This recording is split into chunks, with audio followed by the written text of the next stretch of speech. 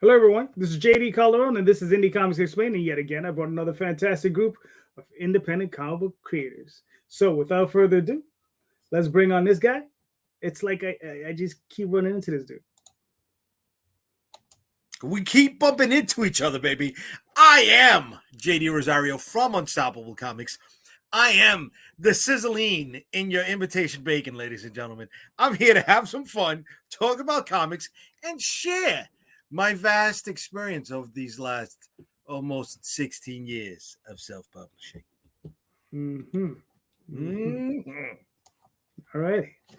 And here's the Coco. How am I supposed to follow that up? The sizzle in your invitation bacon? Come on, man. Baby. Come on, for the rest of us. Damn. If I was a wrestler, I'd be cutting awesome fucking promos. Hey, everybody. I am C. Michael Lanning, independent artist, graphic translator. Done work for Haas Productions on Doghouse, Calico Shard for Arrow Comics, and a couple of other things upcoming and stuff like that. So. All right, cool.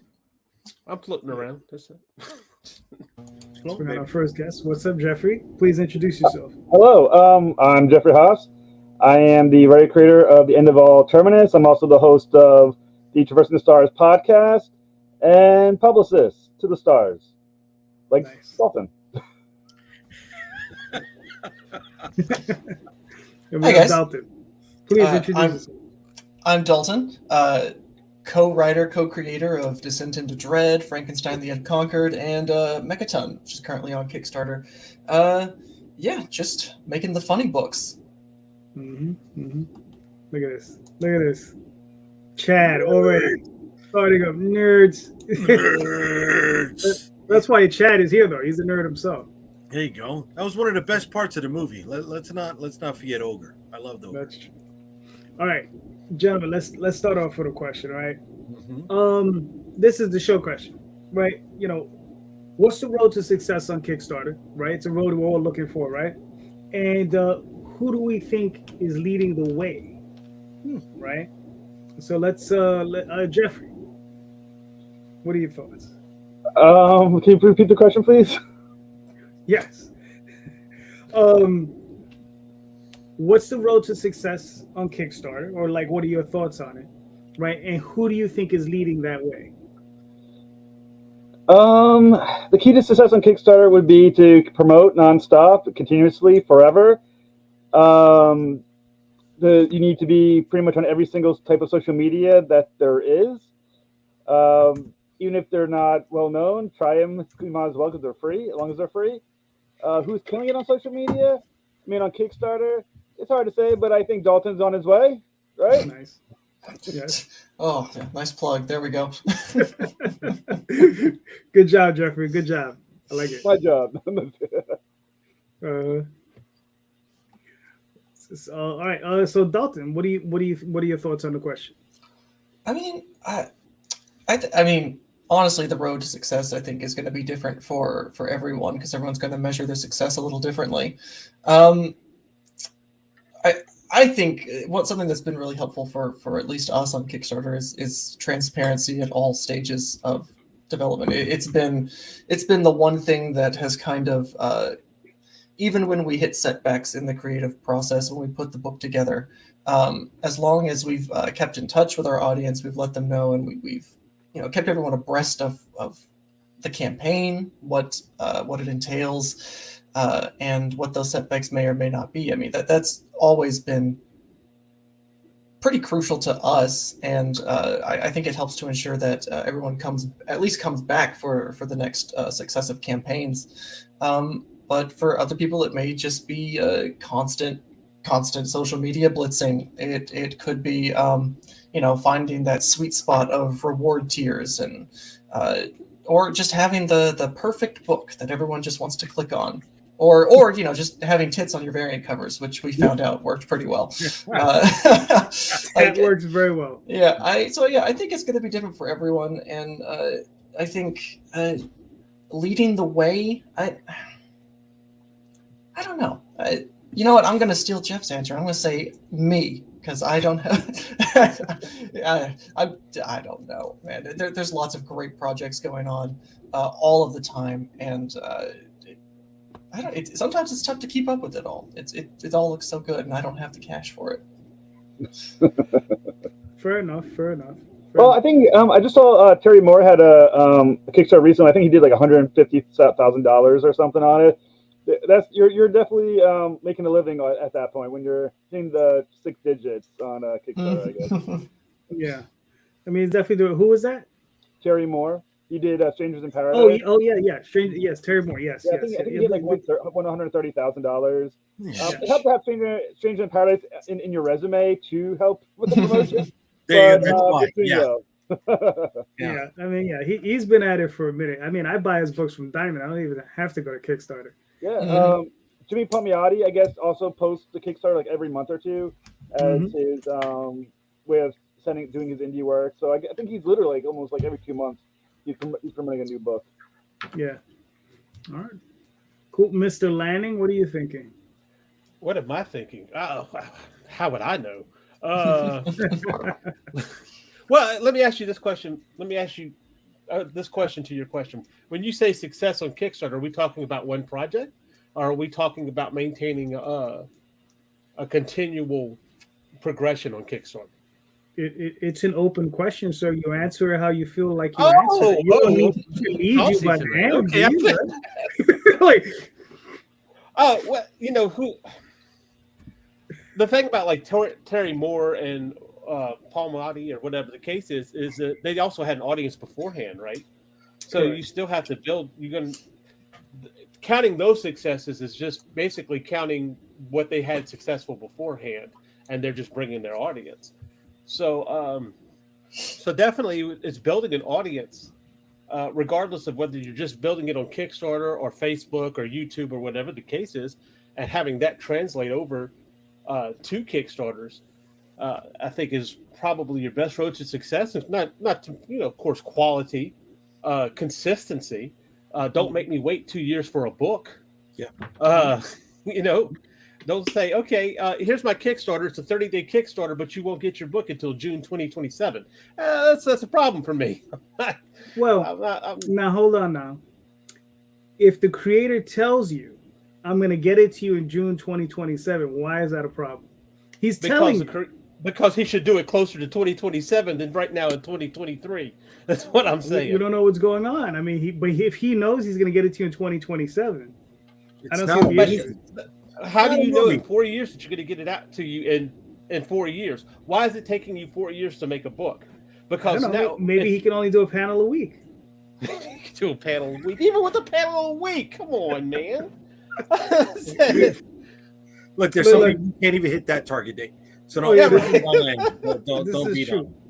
I know. Let's say a panel a week is what, 52 panels? Your average page has about 5 to 6 panels. That's what are you talking? There's the 9-panel grid. Don't give up on the classics. Don't mention 9-panel grids. Don't mention that. Don't give up on the classics. That's what I say. Hold on, let me go through some of this chat. Chad says, "Oh God, please don't tell me Wells is here." Oh, unfortunately, Wells is working, so he won't make it, Chad. Sigmata Studio says, "Hi, JD. Hi, JA. What's up?" What's up? Roach said, "Building your base and your audiences." Marketing 101. Imagine what your perfect audience is. Male, female, 18 to 24, loves horror, etc. Get down to specific demographics where your audiences lives. Then find out how to appeal to that audience. True enough. Then have a good look at your product. Does your product really work towards your audience? E.g., horror comics. Is there enough gore, enough scares? All right, and then he says, "Good time." Okay, cool. All right. So, Jay, what are your thoughts? 3 major points: outreach, output, outlast. Right? The outreach, just like Jeffrey was saying earlier, right? Hitting as many social streams as possible, connecting with so many people, just getting the product out there, not just paying for Facebook ads, not just doing your legwork, right? I mean, this is part of the job now. Since the pandemic, live streaming has grown exponentially, and it showed in the floor of Kickstarters rising, right? And that comes from the awareness, right? So that's the outreach that everybody has to do. Output, like Lanning was saying, right? You know, get it out there, but get a whole bunch out there, just like Dalton said, right? I mean, how many people have done multiple campaigns, and it's keeping up, not just the pace, but keeping up with your output, making sure people know you can successfully put together a project and fulfill that project, right? The more you do, the better you become at it. The better you become at it, the more you can do, and then so on and so forth, right? And then outlast. How many people have gotten into this game and can't even fulfill one project? And, you know, they'll fall off. We'll remember some of them until the next crop ends up showing up and then falling off as well. So, I mean, you got to have the fortitude to stay in this. And some people don't. And it could be from, you know, family issues. It could be from financial issues. It could be because this is not the game for you. You just can't get it. You know, I mean, it's unfortunate, but it happens. Who's out there that's doing it? Well, you know, we're going to mention those big names like Palmiotti, like Polito, right? Like Terry Moore. Those are the ones that are coming in here with that fan base from way back when. But you know, there's our group of people, right? Those who have leveled up, those who are not in Diamond. You know, you've got the Higgins, you've got the Hutchinsons. You know, even though Stickney was, you know, on Scout, he does a hell of a lot of outreach. He's there hustling. You know, I mean, he's going to the guy who has 5 views as much as he's going to the person who has, you know, 500 per release. So his outreach, that's a key thing, right? And he's showing you how that game is played. Shoot, hold on. Tom is chiming in. The more boobs on your cover, the more audience you quickly. That is true. That is true. That is very true. You know, as a sidebar to the whole boobs conversation, right? You know, when it comes to toys, when it comes to movies, the ladies do not sell, right? They're not the linchpin of the whole marketing plan in selling the product. That's why they say the movies like Salt or Charlie's Angels, right? Because it was a female-led flick. Wasn't going to be right. It wasn't going to be that big box office smash. And when it comes to toys like action figures, right? You're not going to see a wave of toys come out where it's female-led, right? Where the majority is that. Yet in comic books, it is just the opposite. You throw some booble on the cover, baby, and you're going to be banging out the greenbacks, which is. And I'm not saying porn, right? I'm just saying, you know, a little risque stuff. It's going to move product for you. All right. Well, to piggyback off of what you just said with Outlast, right? Because part of that is, you know, there are plenty of people who put out like one project and you'll never see them again, right? So you got to make a decision. Are you going to be in this for the long term? It's just, you know, and some people just want to do the one book and be gone. I mean, that's fine. But the only way you can really succeed is by staying around for a while. But there are one-hit wonders. I mean, you know, I don't think we'll see Keanu Reeves again on Kickstarter, right? And he did okay. Right? Who's did that? All right for himself. Who's that? I never heard of him. Keanu, what a weird name. You know, listen, his movie comes out in 2 weeks. You'll see him then. Right? So yeah, I mean, that's the thing. You really do have to outlast.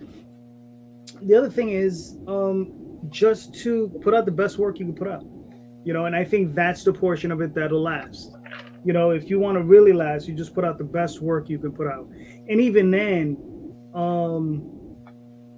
you want to try to put out the best work you can't put out. Meaning, if you got to sit on it for a while before you can put out your best work, you should.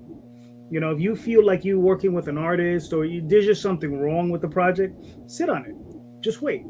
And then just see what happens. See if maybe you can find a better artist. Maybe you can find a better direction for the story, right? And then put it out. You know, just give it some time. Don't just jump right in with both feet. I mean, sometimes it feels like that's what you have to do, but sometimes you do have to let the ideas percolate. But That's my opinion.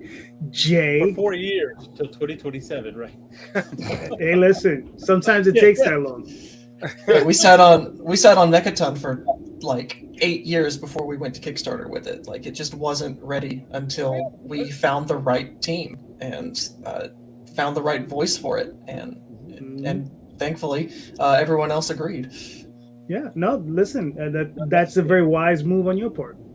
You know, Instead of going to Kickstarter and then getting it together for the next 8 years. Right. Right. Yeah. Right. Yeah, definitely. All right, Mr. Rosario, you're up. All right. So we're all familiar with Kickstarter campaigns, whether you are running one or associated with one because your work is on it, right? So with that being said, how many hours a day do you put into working on that campaign that is currently live, or a week, whatever the case, whatever works best for you? All right, cool. Dalton. For my mental health, I try to limit my obsessive compulsive tendencies as much as possible. I know Wells, my co-creator, co-writer, he's checking the Kickstarter like every hour on the hour, and he's like blasting on Twitter all the time, and I can't do that and stay mentally healthy. I have to go outside. I have to check the Kickstarter maybe once a day, and I'll go to Twitter and send out reminders. But I can't kill myself by freaking out too much about it on a near constant basis. I will freak out about it when it is appropriate to freak out about it, and then I will.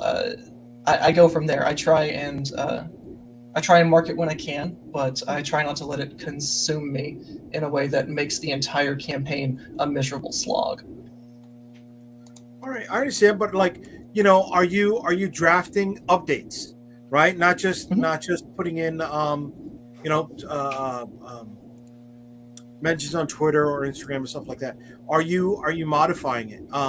You know, I understand, you know, the checking it every hour. I mean, we do that. I understand, you know, for your mental health. Because my wife is like, oh my God, I know we got alive, right? But like, you know, in football, they always talk about second half adjustments, right? Do you review some of your numbers? Do you play? Oh, yeah. Yeah. Okay. Oh yeah. No, we take a look and we see what's working, what's not. Like when we first launched this Mechaton campaign for issues 4 and 5, I think we made the mistake of launching with it saying Mechaton 4 and 5, an all ages sci-fi comic, and we quickly realized that's not the way to go about it. Our numbers aren't going up the way we want, so we changed it to 1 through 5, so they knew that they could get the whole series, not just number 4 and 5 if they were just now jumping in. And we took off that all ages modifier because that seems to be a bit of a plague in the Kickstarter community. So no, we definitely do kind of it's Kickstarter. You have to play it by ear. Like it is not a formula. And so you have to be mindful of what's sticking and what's not. You do update trades in your updates, so you can direct them to different campaigns that interest you, and then they can come back to you. It's so it's a lot of pivoting, but yeah, we try not to let it consume us, but you do have to be mindful of the campaign as it is in progress, and you can't just let it be its own animal once it's launched. Right. My man. It's true. And all ages is like the anti big boob thing. It really is, because Frankenstein is our mature reader's book, and we've tried out a not safe for work cover because it fit the tone of the book, but then Mechaton is very much an all ages book. You can't really throw boobs on an all ages book and it not feel icky. So we had to figure out, what works for Frankenstein does not work for Mechaton, and we had to lean more into the nostalgic side of what Mechaton is rather than the horny side of what Frankenstein is. I'm sorry to cut you off here, Dalton. Is Mechaton about giant robots or? It's about a glove that turns whatever it punches into a giant mech. Okay. Yeah. I mean, listen, I'm not an editor on your book. I'm not, a creator on your book, but you could punch metal boobs onto somebody. You know what I'm saying? If we could do that, I don't. It's gonna feel icky. I don't think so. I get it. All right, there was a cartoon. It was a Japanese cartoon. When I was a kid in Puerto Rico, it was called Messenger. I think the greater populace knows it as Tranzor, right? So the female robot in that whole set had boobs, but those were her superpower. They were missiles, and that was targeted at kids, bro. So there's a fine line. It's possible. It's a very fine line, and I don't think we found it with Mechaton yet. You probably don't want to. I've met the people who really, really like RC, and I don't know if we. It's a little weird. Nice. Oh, hold on, here it is. Mazinga Z. Mazinga. What's Mazinga? Bazinga. That's like to say. That's right, Aphrodite. That's who it was. I forgot her name. Yes. Nice. They just did a remake of that. Oh, dude, post the link. I want to see it. I want to see it. I know there's going to be I'm sorry for the sidetrack. But I know Imaginos that there's going to be a game coming out based on one of the different forms of him on the PS5. I saw the promo video for it sometime last week.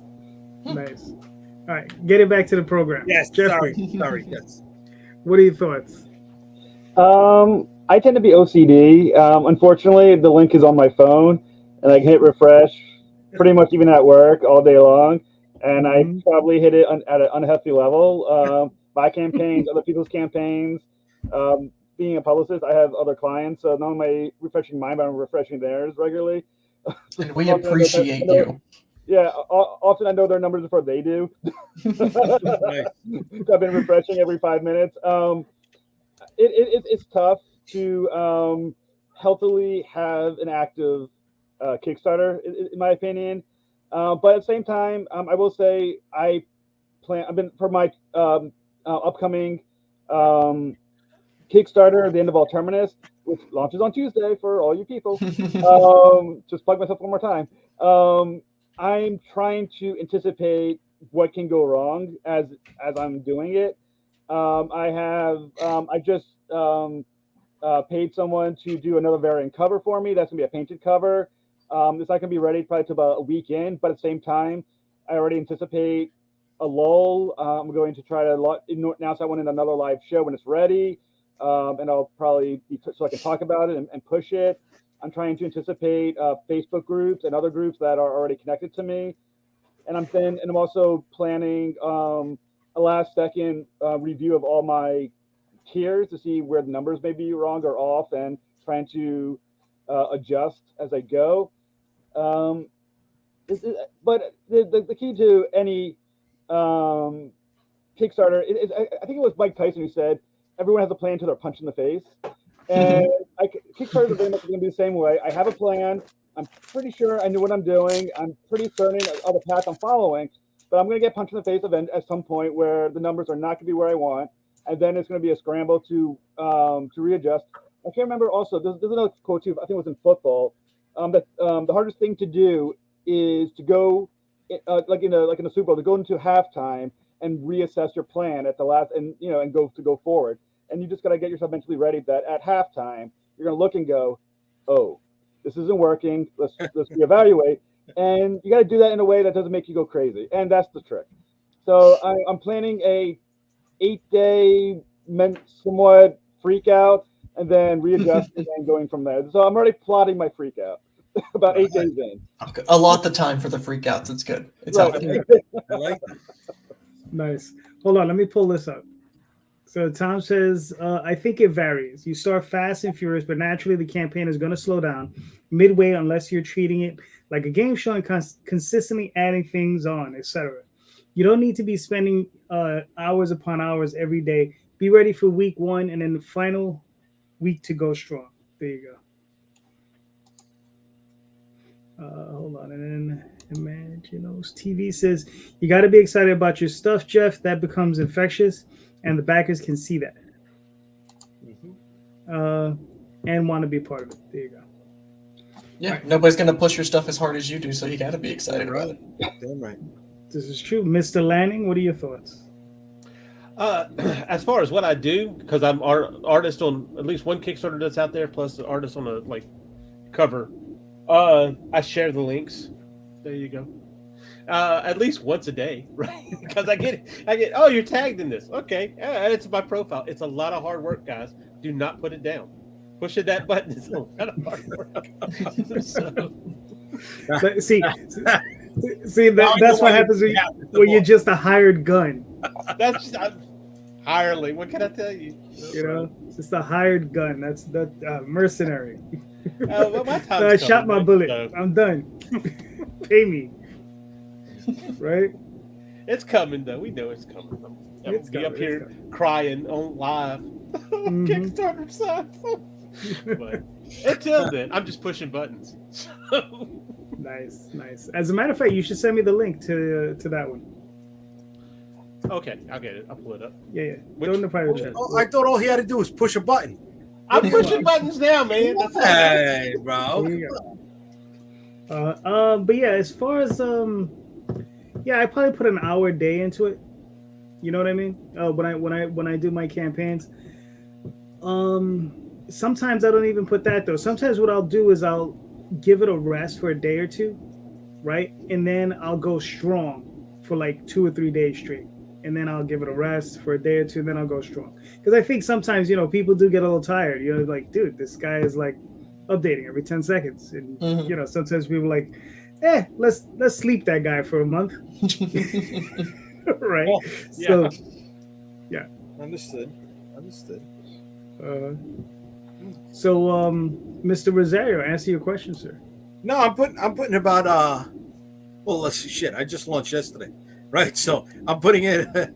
I've put in about another 4 hours since yesterday, easily, right? Making adjustments, adding new things that I didn't think I was going to add. That all right, people are popping for it, And then I've drafted about my first 10 updates.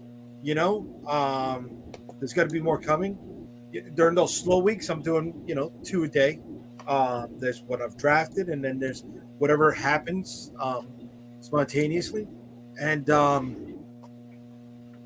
reviewing numbers like Dalton was saying, right? Seeing what's working, seeing what's not working, comparing it to past campaigns. What's up, Tyler?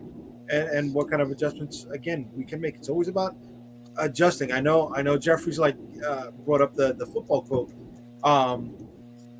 but you gotta see where there's room for improvement. You got to be adaptable to a point. If not, then you're just gonna end up leaving money on the table. Mm-hmm. This is very true. Mr. Lanning, you're up, sir. Oh boy, there's so many questions I want to ask. Try not to make it as complicated as one we had on the other time, right?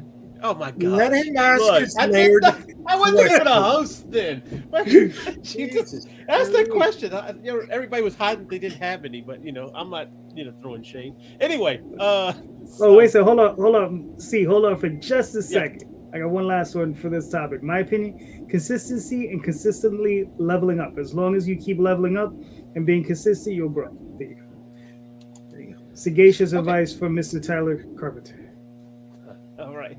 So let me ask this question: how much is too much to put on a Kickstarter?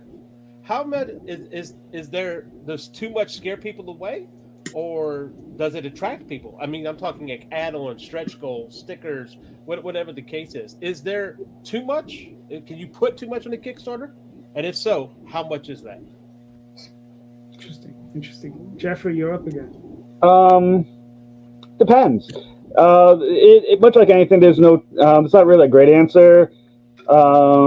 It's almost like one of those questions that can be answered 1,000 different ways and 1,000 different variables that are attached to it.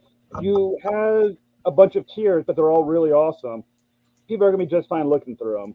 If you have a bunch of tiers and none of them are interesting, you're just going to bore people kind of quickly. They'll move on. Same with updates, same with anything. It's a question of quality. It's a question of timing. It's a question of the people who are looking at it at any given point. More than likely, it's one of those things where, like, that you're going to, whatever you do, half the people are going to be pissed about it. You have a bunch of updates, and people are going to be, oh, this is awesome. I got so many choices. This is perfect. And then there'll be the other half that goes, what the hell? I only wanted to look at the first 3 things, and now I'm getting all flustered. And they'll walk away. No matter, every decision you make is going to upset 50% of the people who do it. So figure out what your best percent is, and it's a roll the dice. So you think, this is my game plan, this is what I'm going to go with. Roll the dice, see what happens, and then make your adjustments after that. I think if no one is backing a certain tier, you can always just delete it over time, which is also an option you've got. Or you can add on more tiers as long as no one's backed one of them. You can keep adding tiers or add-ons as you go along. So it's like touch and go, and just accept that probably 50% of whoever's looking is going to be pissed off by it, regardless of the decision you made at this point. Yeah. True. Dalton, what are your thoughts? There's definitely a point where there's too much. I mean, the crisis of indecision is a real thing where Netflix is a prime example. There's so much on there that you don't know what you want to watch, and then you'll just not watch because it's too much. And I think Kickstarters can run into that problem with too much. I think the trick is to just have what feels appropriate for the book. Like if I think like something like Mechaton would feel weird if we had like so many enamel pins or a ton of, like, if we had our own action figure, that'd be really cool. But I think it's too much. Like, knowing your audience and how much they generally spend on a campaign, knowing that like they're probably not going to bite on like a $600 action figure tier or something. Like, you got to find what works for your campaign, and we found that a lot of Mechaton teams to do really well with variant covers, and so we've kind of leaned into a few variant covers and posters. Frank did really well with the more mature themes and the not safe for work covers and the stretch goals, like adding in prose pieces. You definitely don't want to go overboard, or people are just their eyes are going to glaze over, and they're not going to. They'll probably maybe they'll pick the lowest tier that has like the digital copy. And they'll just call it a day rather than want to explore and see what you have to offer. So there is a sweet spot, and I think that sweet spot is very dependent on what your book is and who it caters to. Yeah. Yeah, cool. Jay, what are you thinking? Yes, the layered questions. I love it, Lanning. I love it. Much like the guys. Yes, there is such a thing as too much, right? That's why I was trying to make the first 3 tiers the simplest tiers for those first timers, right? So the first 3 tiers are going to be the digital single, the single print, and then the bundle, right? Of all the covers. Then those who've been with us for a while, or those who are looking for something else, they're already invested in understanding that this is going to get complicated. So those are the ones who spend a little bit more time looking at the other tiers that have a lot more bang for the buck. Anything that I think would be too much for a campaign is things that don't fall within the theme of the project you're doing, or something that's outside of geek space entirely, right? You know, if you're offering a car ride in your brand new Maserati when you drop off the package, I think that's too much. I'm not saying that that's ever happened, but people go outside of that. I remember way back in the early days of Kickstarter, it was, if I get 100 backers, then I'll run around chasing this chicken. I remember that reward or stretch goal, and somebody saying it. I'm like, what? That's something that's like too much. I mentioned this last week. If you are known for wearing Crocs, or maybe one of the characters in your book is wearing Crocs, then yeah, it's okay to throw in supplemental items like those little Croc widgets, right? Because it falls within the theme of your book. But if you're doing, something that doesn't have that, no reason to have things like that into your book. I mean, that's my opinion. All right. Is too much like taking a shot for every $100 you raise on your campaign? That's not because I had a good fucking time doing it, baby. All right, that's my thing, and I'm pissed off. We didn't do more money. An hour after we signed off, we went up to 600 bones, and I'm like, oh, I could have done 6 shots online yesterday. You know, right? I mean? No, I only done 4. Shit. Like, if you'd have been. If you'd have for a shot, Rosario, come on. Dude, if you'd have met our goal, you would have died, bro. My own afterwards. Nice. All right, hold on. Let's go through a few of these first. I think a 3D printed action figure, the figures might work well for Megaton. There you go. Jay, I agree with you about the first 3 tiers. Yeah, that's true. It's a good idea. My last Kickstarter, I did about 10 custom Judah Fisk shirts, 3 of which were shirts the main characters wore in the book. That did pretty well. That's cool. Tom says, if I make 35K on Penny for Your Soul, I'll dye my hair blonde. Nice. You know, you heard it here first. You heard it here first. That's true. I mean, we have to put this. We have to put this one out into the world. I might want to see Tom with blonde hair. The others were of the torso tattoo he has on his chest and bag. They went pretty good too. Nice. Very good. Very good. You know, it's funny as far as like what's too much on a campaign. The only campaign that I've ever seen where I felt I was scrolling way too much is the one guy that we always talk about and who's super successful, but I'm like, no, it's too much. And that's Brian Pulido. 45 covers, and man, that scroll is forever. But people I'm like, are into it, right? No, I mean, God bless him. God bless him. Look, look, nothing but, you know, the best for the guy. But I'm like, no, you know, it's too much, man. I start, look, I go through the previews catalog every month 2 or 3 times. Like, and I don't have a problem with that. But going through that scroll is crazy. I was just like, there are Marvel comics that publish less variant covers than that, and that is saying something. That is saying something. That is saying something, yeah. What is it?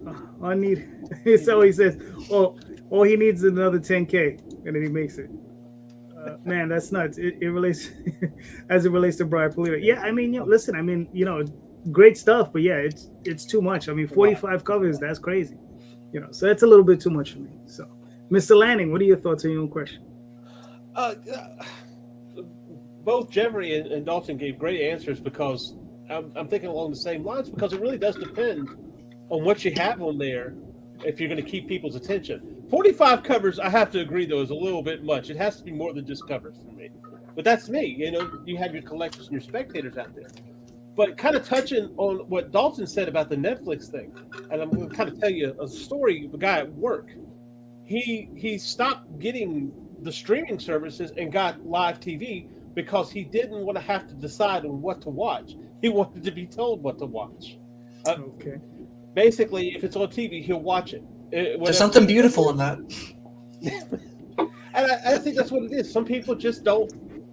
They're overwhelmed by choice, right? And paralyzed by choice. You can say somebody that way. Yeah. But I kind of wonder now that Kickstarter has been doing add-ons. It hasn't been a year yet, has it? I think it has. Yeah. Has it been a year? I think it has been. I'm kind of wondering now. Is there a way to balance between having the tiers and the add-ons? Like maybe have a limited amount of tiers and the other stuff being add-ons. You see what I'm saying?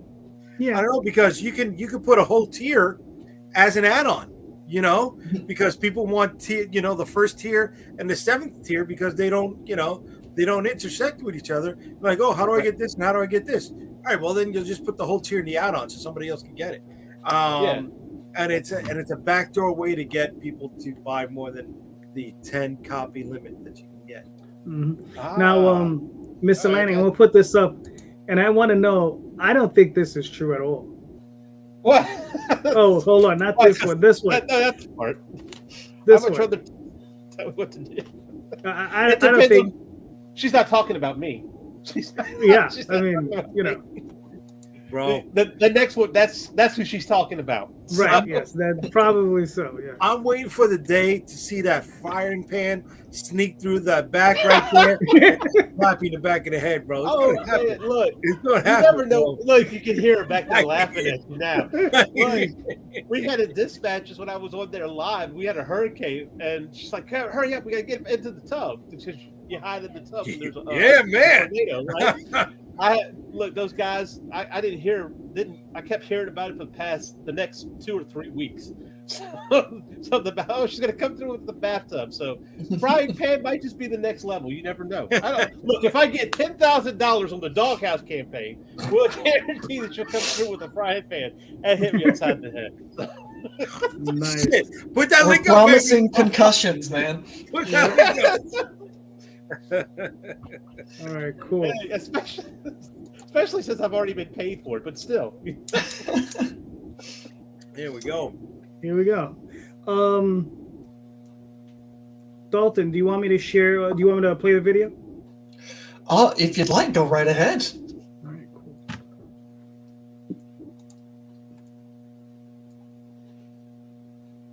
Previously on Mechaton, Hex gave Derek enough time to use the Mechaton Club and defeat the irradiated superbug Beta, Araxix. But the day was not yet won.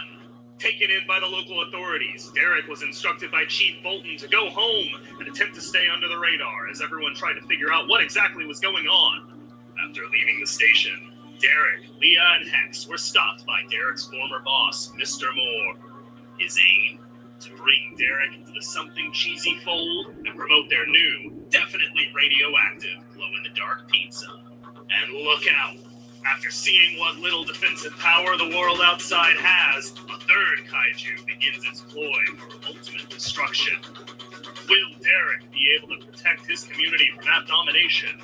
Will Leah be able to discover the secrets of the Mechaton Glove? Will Hex learn to read backwards? Find out next week on this double-issue, 40-page episode of Mechaton number 4 and 5. In the Red, or How to Sell Out Without Catching a Break.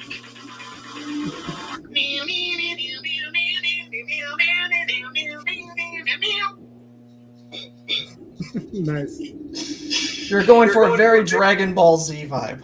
It works. It works. I liked it. That's funny. All right. So, I mean, you said this is yourself and your partner, Wells? Yes, Wells and I are co-creators and co-writers on the book. Yeah, along with Fernando Pinto on art, and we have Megan Casey on colors and Nathan Kemp on letters. It's been a great team since issue number 1. They really, the book wouldn't exist without them, honestly. Nice. So you're you're doing issues 4 and 5. Now, is this like one arc that's going on? Are you completing the arc? Are you almost done with the arc? How much further do you have to go? Yeah, so issue 5 concludes the first arc that we've been working on, that we've been building towards since issue 1. So it's never really been a better time to jump into Mechaton if you haven't before. All 5 issues are available. It's 108 pages. Robots fighting giant insects. And by the end of issue 5, it kind of really blows the doors open and the world really expands and preps us for the second arc. And it just gets crazier, the mechs get bigger, and everything just explodes from there. All right, cool. Now, all right, so nice. Now, with the artist, where'd you find your artist? Fernando, we through an arduous combing of Twitter, honestly. He's a Chilean art professor and in a punk rock band. Dude is the cool version that I wish I could be.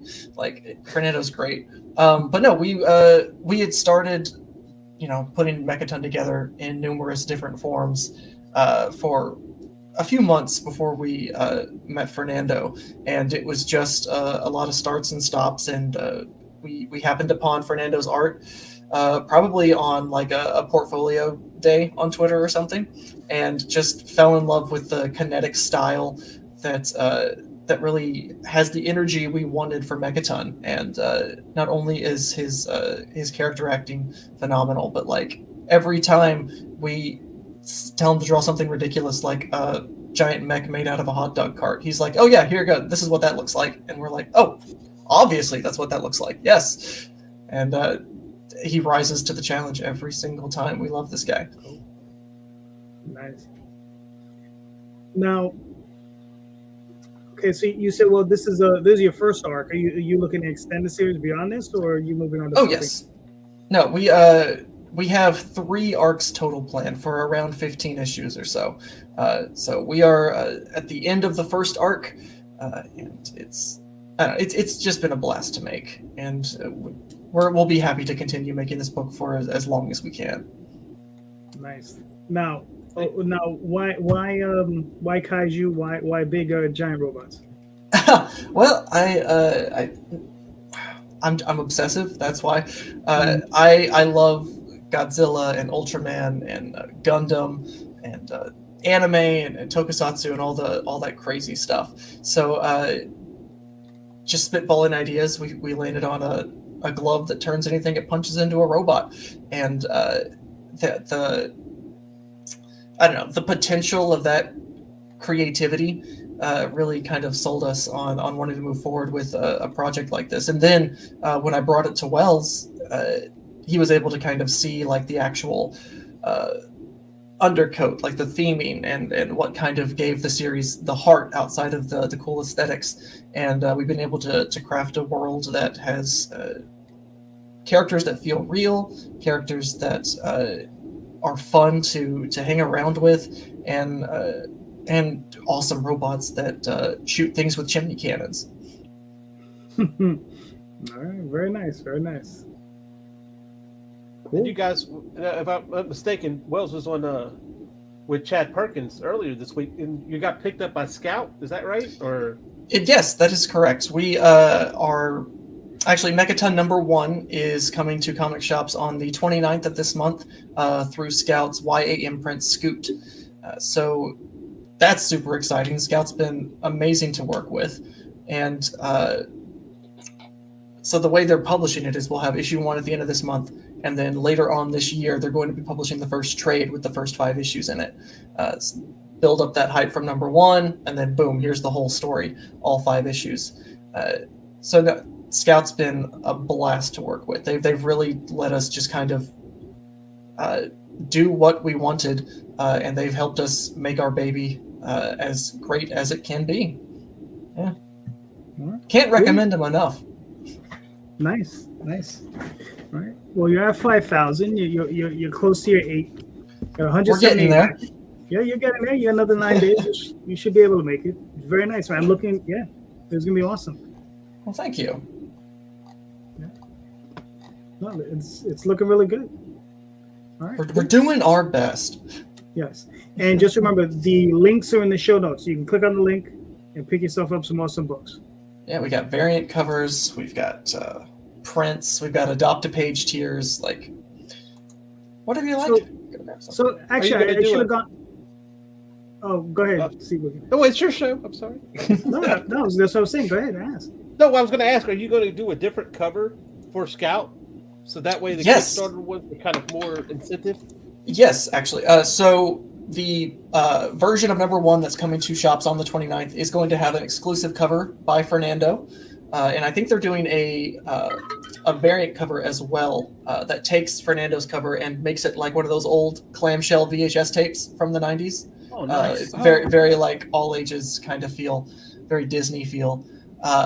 But also, it's kind of a remastered first issue. The one that saw print through Kickstarter, maybe there's a grammatical error or two that we fixed, or there was specifically like a panel that needed some readjustment that Scout requested some fixing. So it's not anything substantial by any means, but it is an exclusive version of issue #1 that you're not going to be able to get anywhere else but comic shops. And in that regard, since they're just doing issue #1 in the trade, the Kickstarter is the only place for all of you floppy fans who like to get your issues 1 through 5 individually, along with all those variant covers.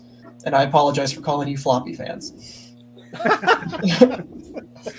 Nice. Now, the adopt a page thing. What's the concept behind that? So Fernando works all digitally now. So we don't actually have the Bristol boards of old that we could, sell the original art for. So in lieu of that, we have the Adopt-A-Page tier, where essentially for the price of the art, you get a page of the book dedicated to you. So you'll get, it's first come, first serve. You pick your page, and then at the bottom of the page, we'll say adopted by so-and-so. And then we send you a one-of-a-kind 11 by 17 print of that page for you to have and hang up in your house as much as you want. That page on the main page of the Kickstarter with the house mech, the Mechaton Mark III, did get adopted, and we actually just sent that out. We got issue 3 back in the start of January, so we shipped that out to them, and they seem to like it. Everyone go grab yourself a page of Mechaton, because Fernando's art deserves to be on walls everywhere. No, it's really cool. What is this? Effort says hello. Hello. And Adopt, interesting. It's essentially an NFT. Love it. It is not. No, you're getting a physical. You are getting a physical piece of art that is one of a kind. It's not a digital thing. It is. It's like being a shareholder in the Green Bay Packers. There you go. No. That's Nice. no, seriously, the Green Bay Packers sell shares, but you just don't own it. You just But it's You're basically it's funding the team. Well, it's like commemorative plates, right? I mean, you get like, this is number 1 of 17, and that's going to have, because number 1 of 17 will never be printed again. Right. That kind of thing. Right. So, Jeffrey, talk to us about the end of all Terminus. Terminus. Terminus. The end of all Terminus. Basically, as it says, it's a epic apocalyptic sci-fi action series. Basically, you have the last 7 species in the universe trying to escape the Big Rip. In other words, the universe itself is being torn apart by an unknown force of nature. The universe is going to die. It's guaranteed to die. And these last 7 species have boarded the Terminus, which is a massive spaceship, with the idea that, and the hope that there's an edge to the universe where you can escape the universe and see what's else out there and hope for your own survival. So it's going to be a longer form miniseries. But it's going to be a lot of fun. Like I said, a lot of action. Basically, you start off with a crew of about 250,000 individuals on the ship of the Terminus. We're going to end probably at the end with about 10 of them will make it through. And the question is going to be, how do these 7 very different species tolerate each other and live around each other, with all of them thinking that they're the ones who are meant to survive. And we play it out for the length of the story. So it's like I said, we're going to go live March 14th at 8 o'clock. At 7:30 on Instagram, we're going to have a live show on Vector_Comics. On the live show, we're going to be talking up the comic book, and anyone in the chat room we'll be pulling guests from the chat room into the live show, so you can pitch your own product for about 3 to 10 minutes. We'll talk to you about your stuff, we'll talk about my stuff, and hopefully we'll be teaming up to promote each other, and that'll be part of the fun. And 8 o'clock sharp on Eastern time, it's going to go live, and hopefully by soon after, I'll be extremely happy, or soon after I'll be extremely sad, but hopefully happy. That's the goal, is happiness. So that's the end of all Terminus. All right, cool. Now, how many days are you launching the campaign for? It's going to be for 30 days. We have some really cool rewards. We're actually doing a 3D model of the Terminus ship, so you can literally own a figure of the ship itself. They'll be made by Brad. Ship actually has a 3D printer, and he's actually apparently specializes in making these things. So you can own a 3D model of the ship about, I think it's like 8 inches in size. You have t-shirts. We're going to have 3 variable covers. One from Chris Michael, who does Crit. One from Dennis Valencia, who does a lot of variant covers, like for Bigfoot, No Friday, things of that nature. And then there'll be, it looks like a painted cover coming up soon. That's a secret. We'll announce that on the live show at some point in the future. We'll have a t-shirt. There's a phone dock organizer with our logo in the background, and there'll be a digital bundle tier, where there's going to be about, I think there's 18 indie comic creators who have donated a PDF of their first issue to Terminus that you can buy in a large bundle. So you're going to end up with 20 issues from 15 creators, and it's going to be $14 for those 20 PDFs. So it's a way to not only promote myself and my book, but there'll be 14 other creators promoting their own books that you can get their first issue as part of that package. And hopefully you'll find another comic book you love as well. And when they're launching, you can hop on board them. but it's a way to also help the community and the community helping me. So it's a great tier as well. Oh, and there'll be I'm selling slots to the Convert to the Stars podcast. I'm selling ad space in the comic book, and then that's pretty much it.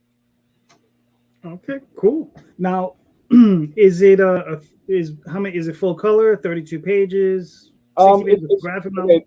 The interior is going to be 24 pages for the first issue, not counting cover, back cover. 24 interior pages. We're starting at black and white with a gray tone. If we make it a $3,000 stretch goal, we're going to offer a color version. But we want to make the $3,000 stretch goal first. But if you take a look, it actually is beautiful in black and white with the gray tones. It actually adds a little kind of, it's almost like that old Hammer horror kind of feel to the whole thing when in the black and white, which is pretty cool. But 3,000 will offer color, so you don't have to get the color version. But if you want it in color, you let me know, and we'll do it that way. So we got to hit the 3,000 first, though. Nice. All right, cool. Yeah, I mean, all right, nice. Looking forward to it. Well, So yeah, I think it's going to be a lot of fun. Like I said, it's a smart series. A lot of I will, as the writer, I will say we discuss some big ideas, big topics. But on the other hand, too, once again, you're probably looking at the death of about 249,980 people. So it's going to have a lot of action as well. Christ. nice. Now, how many? You said it's long. How many issues? Probably a long form miniseries. I'm not giving an exact number. That's a little bit. It's going to have to do with the success of the issues. I have an ending already plotted. I have a couple of things I definitely want to hit, but there's a lot of ideas I want to present in the story. So if it does really well, I'll go a little bit longer so I can fill in more of the ideas I want to share. If it's a little bit less, it can. Nice thing about the story, the universe is as big as I want it to be. So they get there a little bit faster, they get there a little bit longer, depending on what's going on. But I call it a longer form miniseries that's definitely finite. All right, cool, nice. But if anyone wants to hit notification on my page, that's fantastic too, guys. So if you're listening, go find it, hit notify, beat that algorithm. Yes, I have the link in the show notes. So yes, hit it, follow it, and then get notified on that first day, so you can come in and back it. Yeah, and join the live show so you can talk about your stuff too. Yeah, as a matter of fact, if you got a link for the live show, put it in the private notes, and I'll put it in the group chat. Yeah, see, I can send it to your messenger because it's on. I guess it just goes to my Instagram. Yeah, that's cool. So I'll send it to you, and you can post it. Because I guess I don't have it on my main phone. Mm-hmm. All right. Tyler says you can be given a physical item with a digital NFT. He says, regardless, I think it's a great idea. Yeah, I mean, yeah, I think I've heard in the past of other people doing this as well. Like I've seen guys.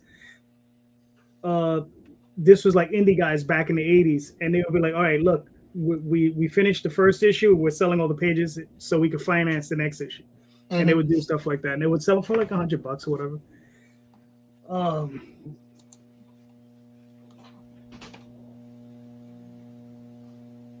Cool. Hold on, let me just copy this.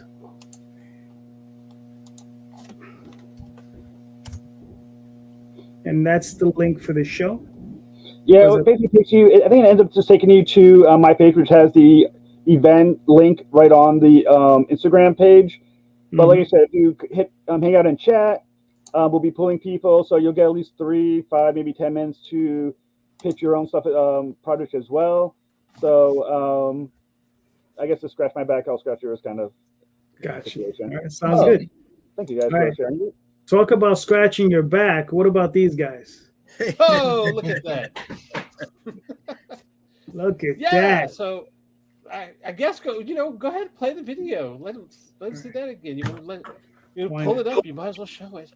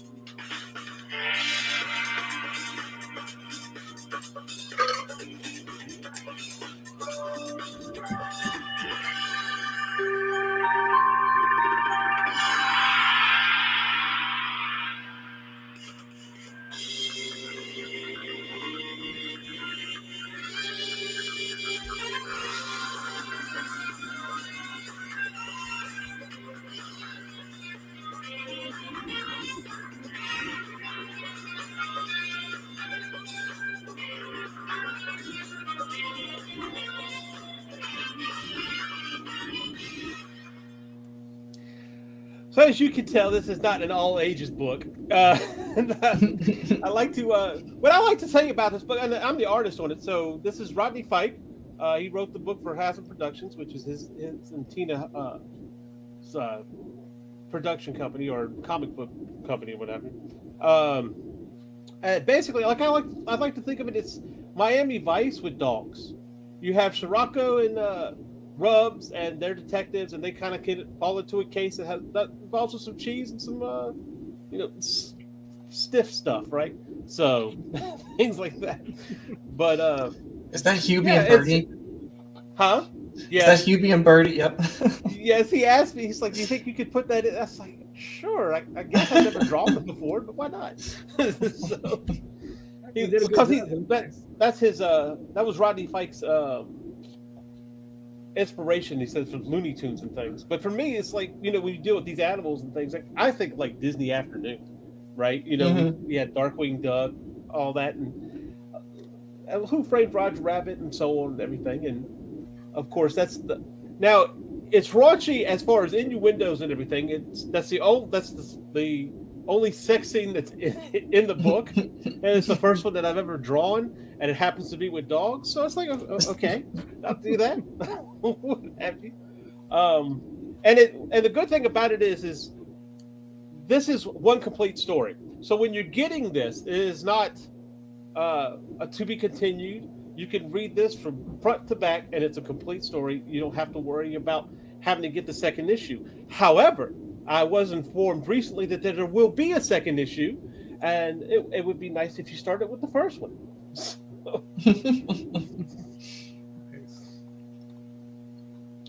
Yeah, and of course you have the different covers with the ghost. The ghost. The ghost. There's the ghost. You did mention stiffs. Yeah. There's a lot of stiffs. At least two, anyway. But of course, you have the Daffy Lage cover, which is the naughty and the nice one. This is the nice one. The naughty one's a little further down. The Ian Chase Nichols, who did work on the Tick, I believe, some other things. Yeah, I mean, I'm trying to sell it. I'm the artist. I got paid, but I want them to get paid, So, yeah. Listen, Mr. Lanning, you have to earn your keep. I thought I did that. I made I drew a 24-page comic, plus I put a stiff on a comic cover. So what does that tell you? I think that's earning something. And yes, they're looking for 2,000. We get the Chrome trading card. They've already unlocked. There is a cocktail sword that's already been unlocked that you get. That's in the book. You have to get the book to find out what that's about. And then there's also a sticker, holographic sticker that was included. We've unlocked that as well. So, and then you can get other things, these other books from Hasbro. So, but. Cool. Yeah. Well, you guys are on your way. You made your goal. Yeah, absolutely. Right? Cool. Nice. All right. Yeah, and the book's done. I mean, the book's done. It's lettered. I think Rodney just finished coloring it, so it is definitely a guaranteed product. You will be getting that. Hasm has a great reputation for getting you your product. Also, if you go down just a little bit further, back down for just a minute, and I'll push this also. Right there. Go up. Up. There you go. You can also get, if you back both this campaign and the Sparkle Dog campaign, you get the Chibi stickers. I did a cover for Mr. Chad Perkins on The Legend of Sparkle Dog. So, I don't make me have done these chibis in vain. These are like the fourth and fifth time that I've done a chibi. So check that out. Yeah, there you go. So there you go, Chad. I did what you asked me to do. I plugged your book, man. There you go, Chad. He did it. So anyway. All right, cool. Very nice. Very nice. All right, we got one left, and there's only one reason I'm doing this. It's because there are a bunch of guys in South America who need our help. Because I'm the Sizzler, baby. No. It's time to go to Sizzler. Yeah. Woo! just launched last night. We are 24 hours in officially. 39 backers, 176 bones. This is Limbo, open almost all eternity. It's a dark fantasy where the Lord of the Underworld has vacated his throne and leaves it in the hands of a mere mortal. So the man needs his backup there, the Demon Abra, to help him, protect his neck and be his guide in collecting souls to keep business going down there. So we got 4 covers going on right now. Excuse me. Let me start off by saying that this is the first book I am publishing. I am basically the editor on the book, the publisher on the book. This is originally a book created by a team of guys from Colombia and from Spain, and it was originally in Spanish. So we translated it into English for an American release, and we added 2 brand new covers for the North American release of this set as well. So those 2 brand new covers are covers D and cover A. Here's some of the preview pages of the book. It has a little bit of manga influence in the art style over there. This is Limbo is actually the bar where our new Lord of the Underworld hangs out at because he's pretty shitty at his job. That's why it's open almost all eternity. These are one of the guys that's coming for the throne now that it is woefully unprotected. We go into finding out why we do it on Kickstarter, what's going on in the story, why a dark fantasy, what's happening with your money, will there be add-ons, why are we choosing Kickstarter. Then we've got our creative team that's involved in the creation of the book, Gabriel, Francisco, Champe, and Saeed, the letterer, and then that beautiful, full, black-haired looking fellow down there on the right-hand side with not a speck of gray to be found. I mean, God damn it. I miss those days. No, not that guy. That guy. Yeah. No, not those guys. Not those guys. No, a little bit down. Yeah, right there. All right. Anyways. But you're just the publisher. That's this talent right there. You got to show off that talent. This was what I used to look like also, Lanning. That was my body, bro. Come on. That was my former frame, dude. Where? Where? What, you ate this guy? I will show you, and you will freak out. But what you call it? So that's one of the T-shirts. We are doing holochrome covers for this set, but we don't have any already made. So I'm showing off the holochrome covers that were printed up for our last set of books. And one of the cool things about these holochrome covers and the regular cover is that the rear cover will have the virgin cover as well. So the rear cover will be the cover image devoid of any logo and cover credits. So you can display that any way you want.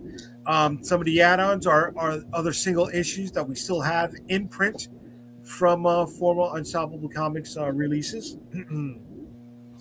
Then we also have some of our graphic novels that are still in print as well that can be added on to any reward. And this is our digital offering. So, if you're running out of space or you live outside of the country, you don't want to worry about shipping, you can pick up our digital reward set. Okay, cool. I have some of these books. I don't have all of these books because, there's some people not delivering. No, well, the other thing is we just met. You know what I'm saying? You weren't there from the beginning, son. You weren't there, in 2008 when I dropped the first book. Where were you? Where were you, bro? Where was you at? Where was I? I was here, sir. I was here. I was always here. You're the Johnny come lately. Yeah. No, the first time I used Kickstarter was 2011. That was the first one. Yeah. Gotcha. All right, cool, man. I mean, we got another 34 days? 34 days. Look, we're doing good. Out of all of the releases I've ever had on Kickstarter, this is the most amount of people in the first 24 hours. So, we're on the quest for 100 in the week. Can we hit 100 in the week? I don't know. But I would like to hit that 100 before we hit that valley. Everybody knows about that Kickstarter valley. Yeah. The more heads, the more people we have, the more backers we have, the better shot that we have at fully funding this book. All right. Cool. Looks awesome. Like I said, the link is in the show notes. Go check it out. I backed it. You know, I would advise go out there and get yourself some Limbo. Limbo, open almost all eternity, ladies and gentlemen. Oh, there's all right. So the A cover is our story cover. The B cover is our booby cover, right? Our not safe for work cover. A little bit of risque in there. The C cover is the original Latin American release cover, and then the D cover plays a part in a theme with the next two releases for this 3-issue miniseries. So this is our poker, excuse me, our poker influenced cover. And who did that? Because that they're all great covers, but man, that one's just that D cover, right? That D cover, yeah. dude. Listen, man, on the live stream last night, people were popping for it. I didn't think they were going to pop for it as much as. I mean, I like it. I'm not saying I didn't like it. I'm glad we got it made. But goddamn, that shit pops, bro. Yeah. Who's the artist in it? Granda is his name. He is somebody that's done freaking work with me throughout the years, and he is the gentleman that introduced me to this team of Colombian artists. So Granda's done work over at Zenoscope. He's done work someplace else, and of course, Unstoppable Comics. What? So that way you have Zenoscope and Unstoppable in the same sentence. See? Yeah, Daddy. Nice. Zenoscope, $90,000 a month through Diamond Zenoscope. Yes. Paul says, "Great show, guys. Nice. Good looking campaign." Thank you. All right. Cool. All right. We got those out of the way. Got a few more questions for you guys. Here's one for you. When do you let an idea die on the vine? Right? Because we all get them. We all have these ideas, tons of them, right? When do you just like look at one and be like, yeah, that one's no good. We got to let that one go. Dalton. I don't. I've got binders and binders of like even just sticky notes where it's just an offhanded stupid idea that has no legs at all, and it's not. It can't be a story, but it can be a throwaway gag in another story, or it can be an element of another story. Yeah. So I don't throw away stupid. I mean, Mechaton was a stupid idea that about a glove that turns things into robots, and then it became a full story. Yeah, it's just a bunch of. I just don't let them die. No, they're too stupid to not use. Okay, fair enough. Jeffrey, what are you thinking? It depends how much you care about the idea. I mean, I have some ideas that I've never gone forward with because I didn't have enough of a concept to move forward on, but I still kick them around in my head, and one day I'm sure an idea will pop, I'll go, now it's ready. But if you care about the idea, you don't let it die. You keep pushing it, and you make it a good idea at some point, and you convince other people it's a good idea, and eventually you'll push it hard enough that people will agree with you, or you'll just force them to agree with you. I don't know, one of the two. But yeah, if you care about the idea, don't let it die. If it's an idea that you just haven't got far enough along with to go forward with, you put in like your little mental safe, and it's sitting there, and eventually, as all writers, I think we've had that experience where you're just walking around and you go, aha, that something just pops. You're like, now it's the story. Now you unlock the safe, and then you kind of pull it out, try to remember what the hell you were going to do with it the first time, and you run with it. But yeah, don't let it die if you care about it. All right, fair enough, Mr. Lanning. I remember hearing one time Stephen King made the statement that to write down ideas is to keep a whole bunch of bad ideas. So for me, if I come up with an idea and I don't think about it again, then that's it. But sometimes there's just those ideas that still stay with you. I've got 3 or 4 of them, maybe more, that still resonate. That if you hear a certain song and it comes up, or a certain feeling, or you see a certain movie scene and it comes back and it resonates with you. So it's not so much when letting an idea die as much as you just kind of water the ideas that mean something to you. the bad ideas usually would just die on their own anyway. So Die from neglect. Yes. yeah. Okay, fair enough. Jay, what are your thoughts? Like the rest of the guys, I don't think I've let an idea die yet. I haven't had the money to go forward with a lot of them. But then I've also taken ideas out of the pile, utilized it or modified it to become a story element, and then forgotten about it, and then used it again as the foundation to modify something else later on. I don't know, man. You don't kill your babies. That is not true. Oh my gosh. It's like the first rule of writing is kill your darlings, but Exactly. That's the first rule. I know, but it's like, to answer this question, do you? Do I? think none of us have. That's not true. I've done it. And the thing is, what's funny is everybody took it as for stories because I didn't specify a story. I just said ideas. Because think of this. Here's something that we all saw die on the vine. Pogs. Right? There was a bad idea that died. Right? Dalton, it's like do you a know what a flat pog jack, is? right? That's what those were. I know what a pog is, and I wouldn't say they died on the vine. They escaped into the wild, and then they died the normal course that a bad idea takes. But no, there are tons of ideas like at a Hasbro or something that definitely did just like, that's dumb, throw it in the trash and never return to again, and they just let it die.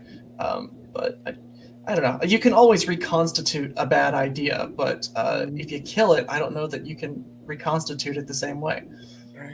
Right. And I will say, Pogs are probably a really good idea for the guy who made all the money on them. So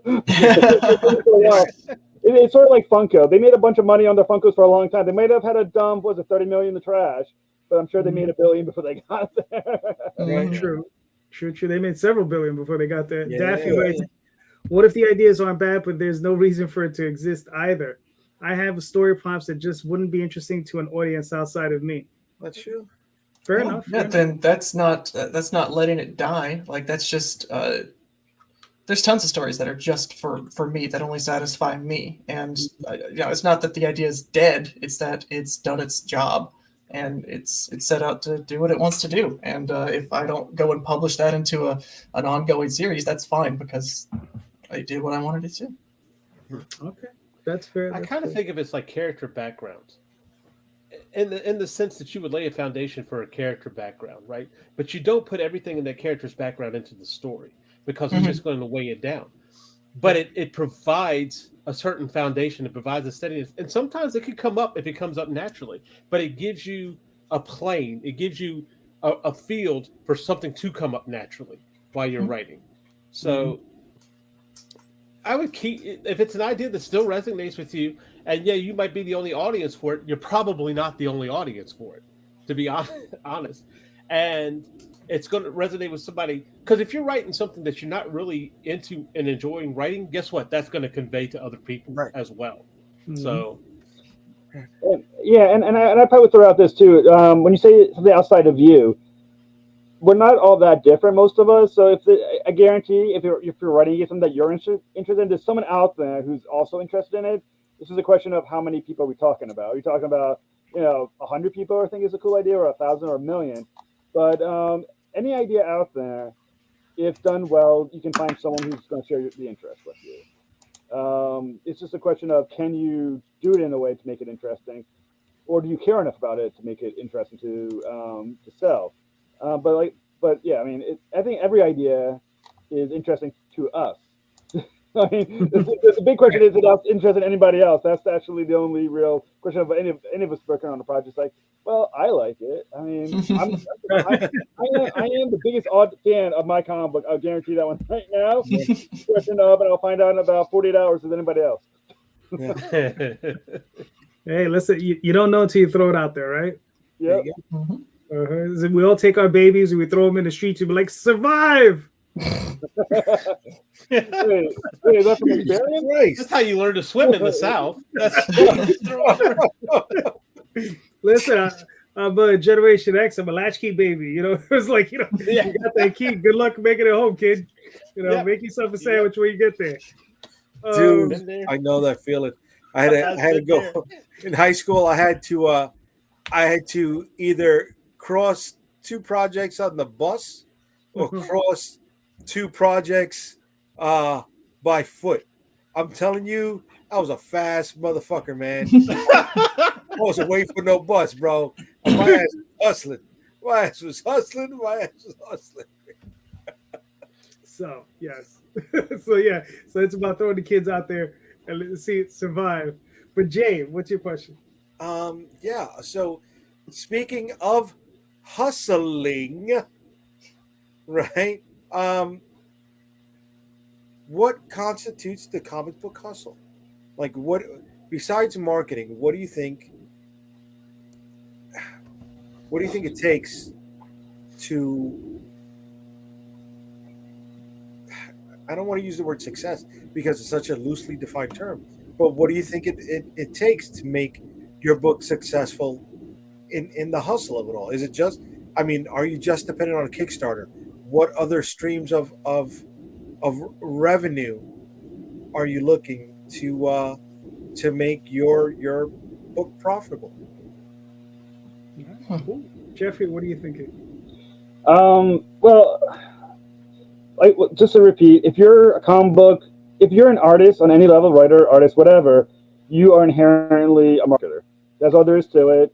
People can debate all they want. If that I didn't do this for marketing. Well, then you failed. You're in this for marketing. That's all there is to it. If you're a comic book person, you're a marketer. But for alternate streams of success, once again, you have your Kickstarter. You're going to have to do the convention circuit and pimp your stuff there for a while. You're going to end up either using digital, probably a Comixology type online platform to try to push your stuff on there. I think there's a few others as well that are outside. Oh, Global Comics does it as well. They do a good job, from my understanding. What I did when I had Nightmare Patrol, which was a miniseries, the first series I started working on, I called stores individually. There's a website that lists every single store in the country, and I just called one at a time. Cold called them.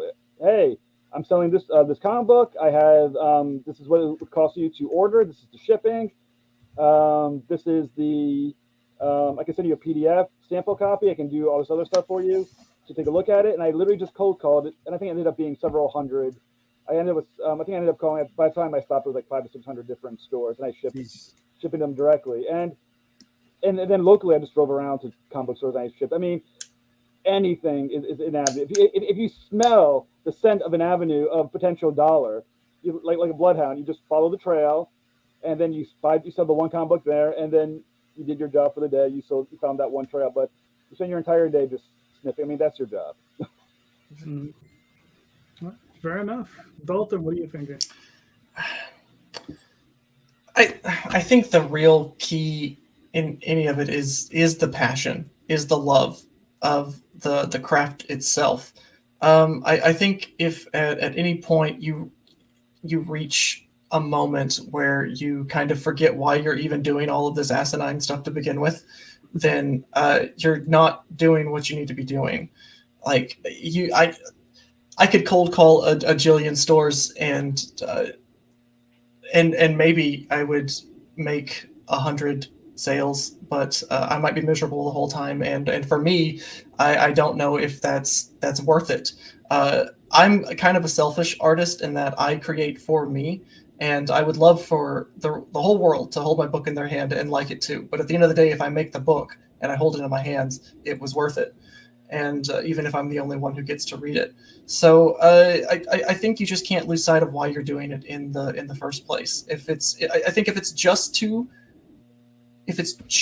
to make a living, then I don't know if that's enough. I think you have to love comics. You have to love making them, and it has to make you happy to do it, or else the money's not going to be worth it.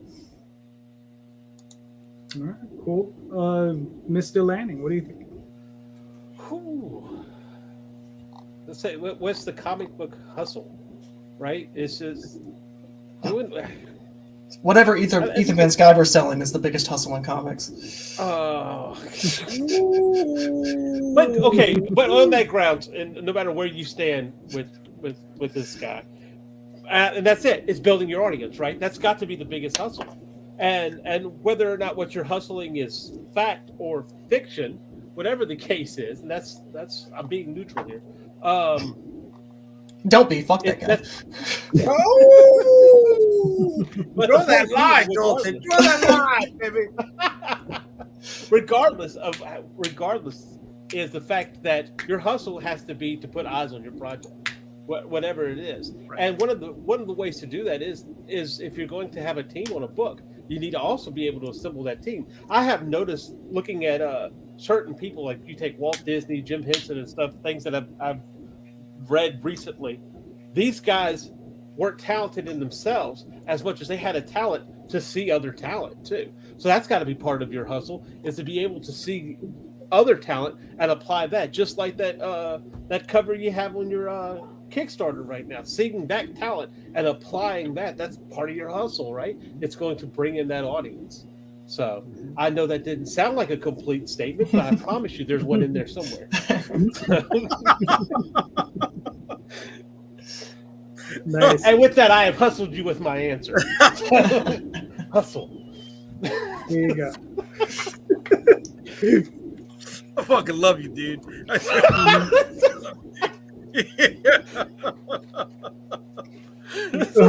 Bullshit artists always will love another bullshit artist. I'm gonna be so fucking upset when that pan comes out and hit him in the back of the head. You know what I mean? I know it's coming, but goddamn, man. You know, I'm gonna feel you what happens, bro. It's definitely coming though. But I don't know.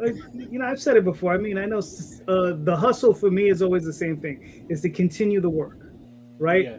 So it's always that for me. It's just to continue the work, to be able to get enough in, so that I could put more out.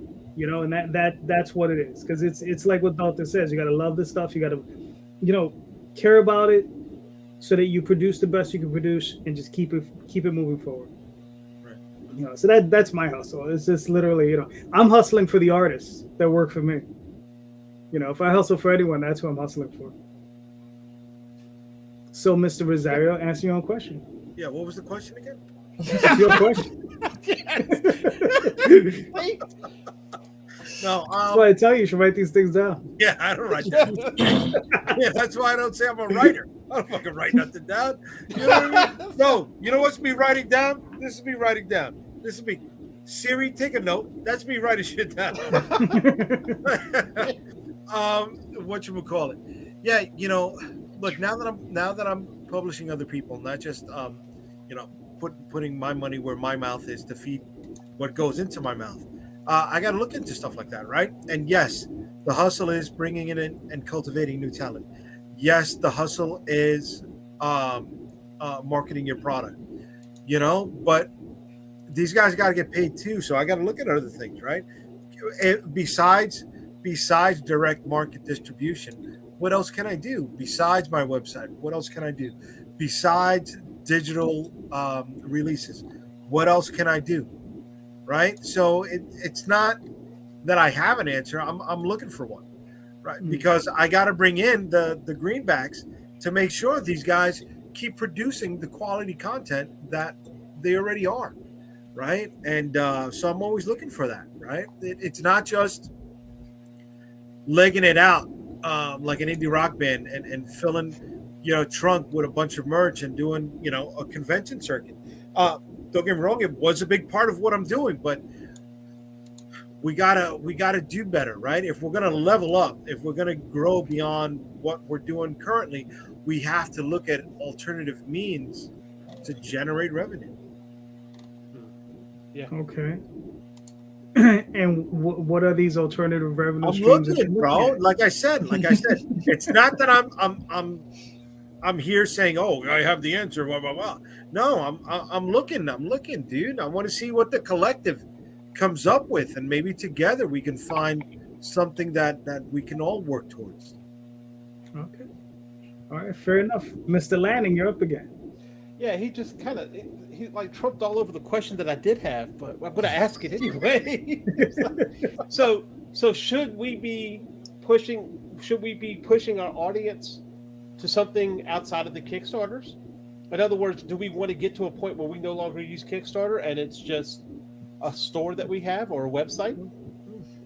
Or should we just continue to use both? Should we push them towards that and still have the Kickstarter? All right, cool. Jeffrey, what are you thinking? There's not a direct answer to that situation. I mean, let's pretend you're Terry Moore for a second. If your Kickstarter is making $130,000 campaign, why would you ever stop using them? You're making a killer amount of money.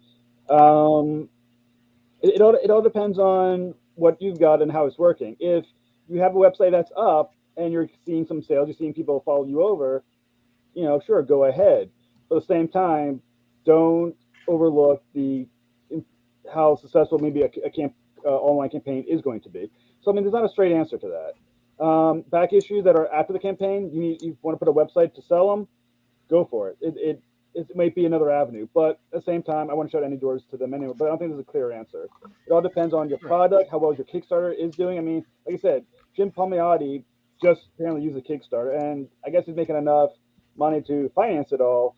But at the same time, if you can get a website that's also getting attention, if you're pumping out sales, then do that too. I mean, I'd say just do whatever you can. When it comes to your comic book, explore every single possible outlet humanly possible to make your dollar so you can make your next comic. And regardless of the avenue you take, give it a shot, see what happens. All right, cool. Dalton, what are you thinking? I think it would be pretty short-sighted to just jump ship from something as like solid as Kickstarter, but it would also be just as short-sighted to put all of your eggs in the Kickstarter basket. Like it's something we've been discussing internally. Like there has to be something more than Kickstarter. Like there has to be other alternatives. The problem is Kickstarter is where all the eyes are, and you can't just jump ship to a platform nobody's on and expect them to follow without any sort of benefit. It's kind of we actually kind of made the mistake by putting a lot of eggs into Twitter. And like that's where our biggest followers are on Twitter, and we didn't utilize a lot of the others, and Twitter's imploding. And if Kickstarter were to go under tomorrow, a lot of indie creators would be out of luck. Like, I mean, honestly, a lot of them are going to be out of luck if Twitter goes under, because that's such a huge outreach platform for so many artists. So you absolutely do have to be on a constant hunt for ways to expand your reach and your avenues for publication, even if that just means, which might be one of the most solid, is to get your own website and self-publish there if you have to, or create a store. But I think completely relying on Kickstarter forever is not the way to go. There has to be something more. We just have to find a way to engender trust in new systems rather than just completely blindly trusting the big corporations that have proven that they do not care about the little guy. Cool. Mr. J, what are you thinking? Yeah, I want to piggyback on what Dalton is talking about there. Yeah, it's not just Twitter that people had to worry about putting all their eggs in one basket in, right? That happened years ago with Tumblr, right? Mm-hmm. Yeah. When Tumblr changed hands, the whole policy changed, and people lost, droves of followers. It happened during the pandemic with Diamond, right? When it bottlenecked, when Diamond was the bottleneck, right? They were the only major means of distribution, and they shut down. Everything was all wonky. We're talking about Kickstarter, where last year people were ready to jump ship because they were talking about blockchain. So yeah, if you are, if you're beholden, it's built on sand. Yeah, you gotta worry about that. Going back to the website, going back to a newsletter, that's where you have direct contact with the people that have bought your stuff before. I can't say consumer, I can't say fan, but your community, right? Those who've been behind you from whatever the moment they've met you. That's the only thing that you have direct control over.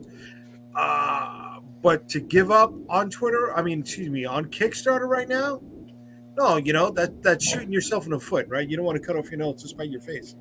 But we got to be careful. And yes, Lanning, like you said, it kind of put the kibosh because of the question that I had asked previously. It worked a little bit hand in hand. But yeah, no, you gotta be ready to adapt, man. Gotta That's pivot. it. Yeah, man. That's it. All right, cool. Damn. It all depends, right? It's I've worked in the direct market. I've done Kickstarter. I've done the hustle where all we had was conventions, right? But that was before Kickstarter because it was a period. And I have to say, yeah, we would be shit out of luck if Kickstarter died on us tomorrow. But as far as is there another avenue that should be pursued? Yeah, I definitely do think there is. And to be honest with you, I don't think there is a thing where it should be another avenue. I think it should be something along the lines of you're running different streams. I've discussed this with Jay. I'm not ready to implement this plan. I wish I was, but I'm not ready for it because I just have a lot. I have a business plan, and I'm going to stick to it because the one time I deviated from it, I screwed myself up pretty bad. So yeah. I'm sticking to the plan. Yeah, I remember. Yeah, right. Yeah, you remember. Yes. So, my thought is this: is if you can get a 4-issue limited series, get into Diamond, hopefully get into Lunar as well when they start opening up their to new publishers, right? If you can get distributed by those two on a 3-month cycle, do a Kickstarter, release the Kickstarter simultaneously with the release on Diamond and Lunar at the same time, and then that way you can have the books. You can offset print those books, release a certain amount through Diamond and Lunar, and you can take those funds, be able to pay for that, and then the probably whatever you raise on that Kickstarter, that Indiegogo, whatever platform you're going to go on, that's probably just going to be gravy that you're going to have for yourself and your team and the rest of it. And then you can go on and you can just keep doing this. There are many other moving parts. There's things with multiple covers. There's, if you could get into other store, like if you could get shops to get personalized covers for themselves, so on and so forth. But it's the type of plan that you gotta plan it, and it's going to take you a while to set it up. And you got to move like a machine because you have to hit hard dates, especially with Diamond and especially with your printers. You got to hit hard dates. This is why this is where I differ from you. Mm-hmm. Because I do not think you should be striving to have side-by-side releases with direct market as well as crowdfunding, because the direct market, to quote a very outspoken retailer on the West Coast. Your favorite? Who is that, Hibbs? I won't mention his names. Brian Hibbs? I won't mention his first or second name. Hibbs? But this retailer has said, carrying an independent book in his store is the equivalent of a mercy fuck. Right. Okay. So you know what? If we are not your first line of generating revenue in your store, then you should not be mine. I'm not going to say that I'm cutting you off entirely, but in the way I'm working my plan, you are a secondary source of income, okay? You are where I want to go when I want to move excess product. So hold on. So no. Let me finish. Go ahead. Finish. So that's why I do not think that we should be doing single issue releases as an independent publishers into the direct market. Now, if we're moving trades, that's where everything changes up entirely, because you've got a higher margin product. Okay, the retailer can sell a complete story. Because how many times do you hear, independent books never come out on time. All right, well, you don't have to worry about that, because now to the person coming through the doors of your store, you can sell them a complete product, and trades last longer on the shelf, right? Single issues, the way the market is set up, is designed to be sold in that 1 week. Not a trade. You have more shelf life. You have more time to move that product. All right, you done there? All right, here's my rebuttal. Here's my rebuttal. Wrong answer. Wrong answer. Wrong answer. No. What are you, Bob Walker? Look, here's the thing, though. With you know what? I'm doing a show with Lanning. Lanning, let's go. Come on. He's one retailer out of 1,800. Okay. Right? So that's one retailer. That's fine. But he's not the only retailer I've heard that from. Okay. Even if you hear it from, listen, there's 1,800 retailers. Even if you hear it from 1,000 retailers, it doesn't matter, because in truth, you're going to hear it from 1,600 retailers, because there's only about 200 retailers that really buy independent comic books. Correct. Okay. Now, so that being the case, focus on the positive. Focus on the ones that you can do business with. Don't focus on the negative. You understand? Those people who don't want you, I don't want to be wanted by someone who doesn't want. Absolutely right. Right. Yes. So you got to focus on those people who are gonna give you business. Think of it like this: if you can unload, if you can sell off 1,500 copies, right, to those retailers, right, at $2 a book, because that's going to be your cut from Diamond, you're going to make $3,000. That should be enough to cover your printing costs and that's your it. shipping costs. And that's it. Right. That's it. And like I said, you're not listening. You got to listen. I'm not done. And then whatever you're making on the Kickstarter, that's going to be your cream, because that's going to cover all your costs on that as well. You understand? So, I mean, and like I said, I have a plan. I'm nowhere near done. And as far as my team is concerned, my team is already taken care of. So that's already been taken care of. I don't know what type of crazy plan you're going through that your team's not paid. What's wrong with you? No, I'm not saying that the team's not paid. I'm saying, you know what? The team needs to be paid for the future. But let's look at the cream for a second. All right. How many people at our level are really hitting past 5 figures on their campaigns? How much cream do you think you're going to get if you're not breaking 5 figures? And the majority of the creators do not do that. The thing is, though, it depends on what you're looking to do. You understand? I mean, I don't know what what your personal plans are, right? You have your own personal plans, right? That are outside of even our discussions. You have the things that you want to do. I have the things I want to do. My plans are different. My plans is just to get my books out and to get them out to as many people as I can. I'm sorry, we're dominating the whole panel over here.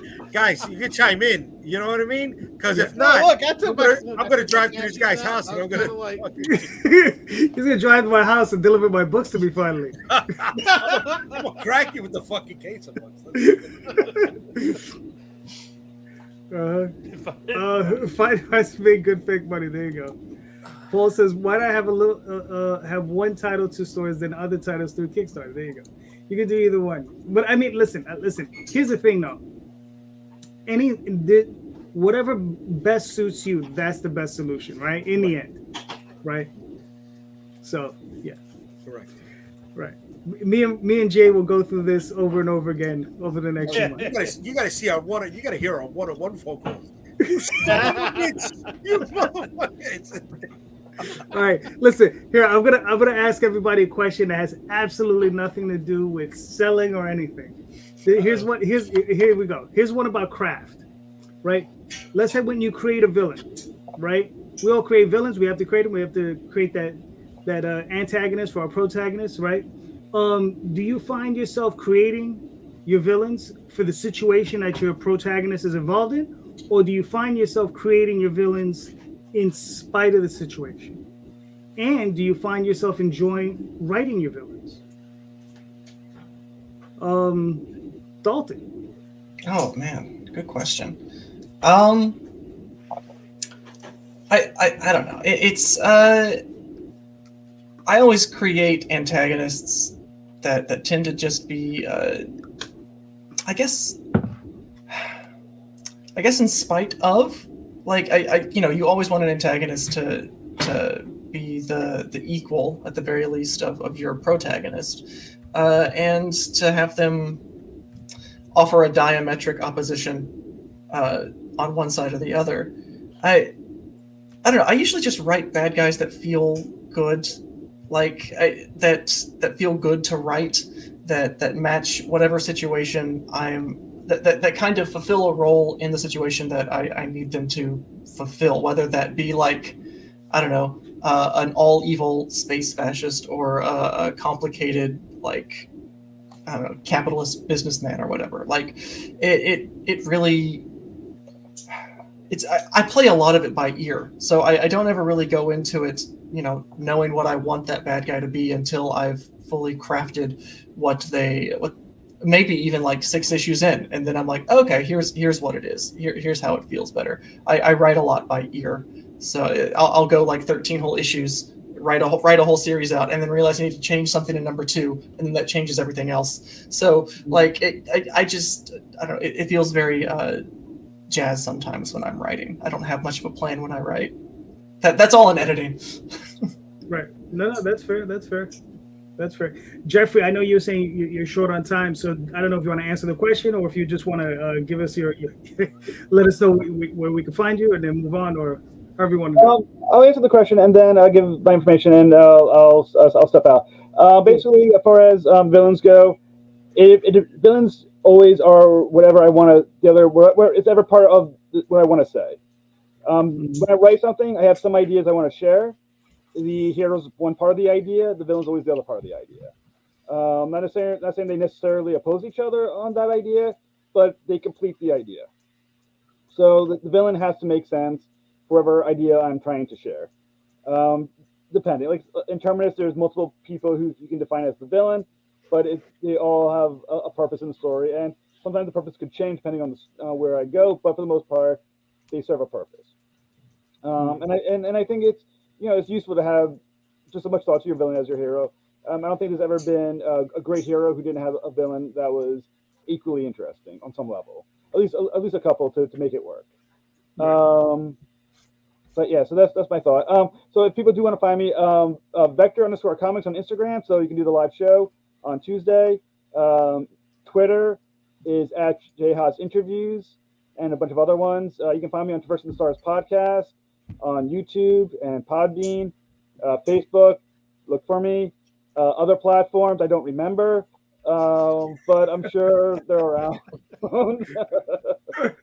You can find you on Facebook. There you go. You can Jeff Haas, or you can look for the pages. Terminus has a page, and there's a few pages as well. But you can find me there, and just look for this face. You'll find me on Facebook. Nice. All right. Cool, Jeffrey. It was awesome having you, man. Thank you so much, guys. Thank you. Good luck. When you launch, you got to come back. Oh, indeed, most certainly. Thank you so much. All right. Thank you, man. I'll talk to you soon. All right, Mr. Lanning, what are your thoughts? This is gonna come to me. Either you or me, bro. It was either. Well, look, man. Everybody gets what is the turn of the barrel, as they say, right? Okay, so let me see if I get this straight. Am I right? If I'm writing a villain, am I writing them to the situation or to the standalone, right? And right, kind of call and then inserting them.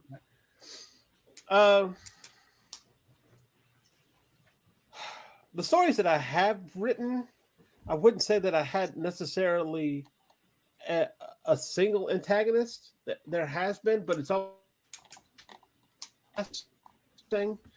Or I actually take the antagonist as the main character and use that to tell the story.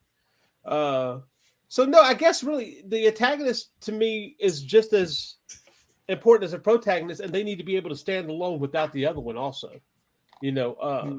But they still need to kind of mesh well. They still need to be an individual, or they still need to be a concept that's different than the protagonist. But it can stand on its own, but it also has to be able to have a certain rhythm with the protagonist. And please tell me you buy that bullshit. No, not at all. Try again, sir. Try again. I need the pieces. Okay, I don't put that. Okay, sometimes it's just the rhythm of the creation that dictates what kind of character that's going to be. I know that sounds like some hippie shit. Yeah. But yeah. Sorry, the only part I paid attention to Lanning was when he said, "Please tell me you buy that bullshit." That part I bought. That part I bought. that was the most genuine part of the answer. Yes. Shit. You know what? What? Yo, we're hanging out, bro. We're fucking hanging out. We're doing a fucking show, kid. You know, he's just sticking a butt. He's like, "Do you think?" No, man, fuck that. No, but that's the thing. I just can't. I don't think of them that way in the sense that, like, okay, this is the person that I have to build here. Their stories and everything that surround them. There's that character background we talked about earlier that you kind of build, but it's part of the story. It's not contrary to the story. They're not because of the story. They might be what I'm working on right now behind the scenes and nobody knows about because I don't want to bring it up. But thanks a lot, JD, for bringing this out in the public. Is I have an antagonist that is a certain way, and the whole story focuses on because of something the antagonist does, and that's about it. But I didn't gear that antagonist to fit the story. The antagonist causes the story, if that makes sense. Okay. Yeah.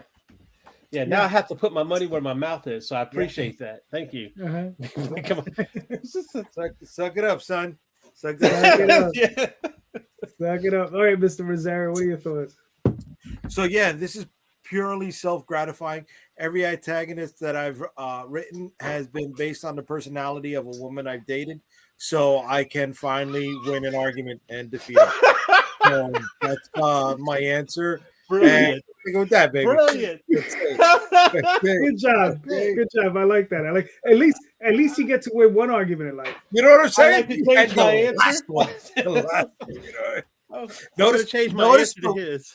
The wife is watching the Oscars, or else she would have been chiming in on that fucking answer right now. Because we know I ain't winning anything with her. like, thank God for the Oscars. Let's hope nobody gets smacked.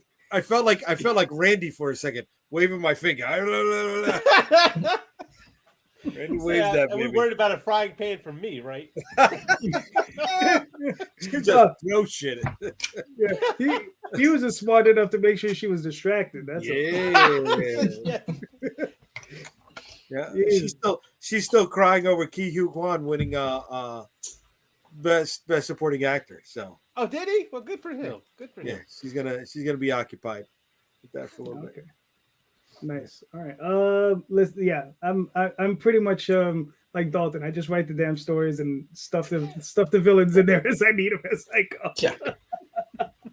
So but yeah, So I don't know. We got a few more minutes. Jay, you got another question? See, I got nothing, baby. Dalton, you got anything you want to ask us?